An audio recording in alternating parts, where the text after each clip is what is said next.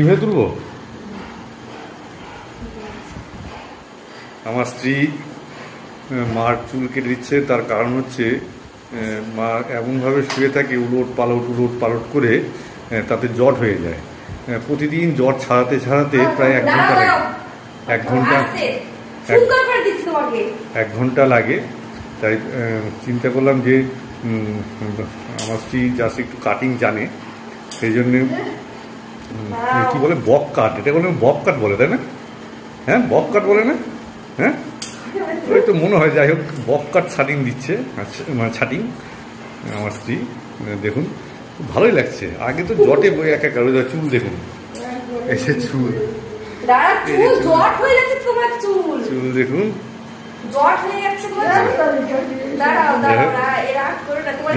দেখতে ভালোই লাগছে। পুরো সুচিত্রা সেন, নায়িকা সুচিত্রা সেন।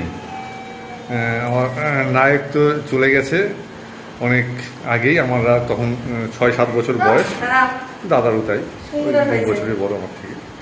তা মারা যাওয়ার পর ইনি আমাদেরকে বড় করেছে, দাঁড় করিয়েছে, অনেক কিছু, অনেক অবদান ওনার প্রতি, মানে আমাদের সারা জীবন কৃতজ্ঞ থাকা দরকার। আমরা আমাদের ছেলের প্রতি করতে পারবো কিনা, সন্তানের প্রতি, কিন্তু ইনি অসাধারণ। 2 ছেলেকে সমানভাবে দেখে ইনার এই তো নায়িকা, একদম পুরো সুচিত্রা সেন। কি হলো? হ্যাঁ, একদম পুরো সুচিত্রা সেন। উত্তম কুমার কই? তোমার স্বামী কই? উত্তম কুমার। হ্যাঁ, আমার বাবা ছোটবেলায় মারা গেছে। ঠিক আছে, চুলটা কেটে দিল, আর চিন্তা নাই, এখন নায়িকার মতো লাগছে সুচিত্রা সেন। আর নয়, আমাদের নায়ক এখন নাই, নায়ক চলে গেছে। যদি নায়ক থাকতো তাহলে আদর করতো। দেখুন ছাদটা। ওমা, তাহলে ওই গানটা গাও। এই যে দেখুন চুলের স্টার্টিং আমার স্ত্রী কেটে দিয়েছে। দেখুন এই যে চুল,